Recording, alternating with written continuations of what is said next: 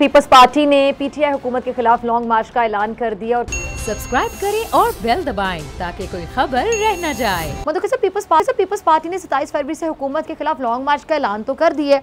तैयारी क्या है? और हुकूमती वज़रा और जो नाक़िदीन है वो तो ये कह रहे हैं जी पंजाब में आपके पास लोग ही नहीं है, तो क्या सिंध से अवाम जाएगी आपके साथ इस्लामाबाद?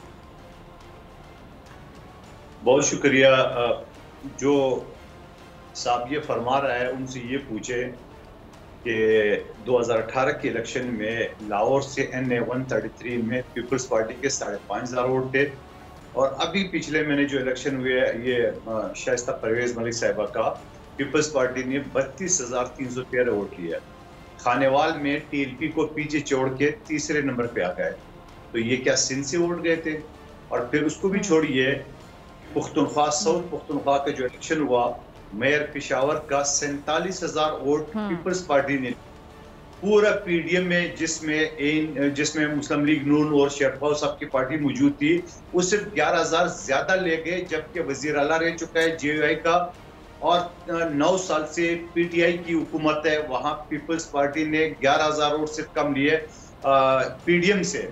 तो उनको जरा ये बता दे कि पीपल्स पार्टी जो है ना वो सुकून की पार्टी है, तो आप जरा सब्र कर लें। और फिर PDM वालों ने जो 23 मार्च का ऐलान किया है, पीपल्स पार्टी का ये सिर्फ पहला एहतजाज नहीं है। सिर्फ पिछले महीने दिसंबर में 10 तारीख को, 17 और 27 तारीख को हमने जलसे जुलूस और महंगाई के खिलाफ हमने मुजाहरे किए हैं।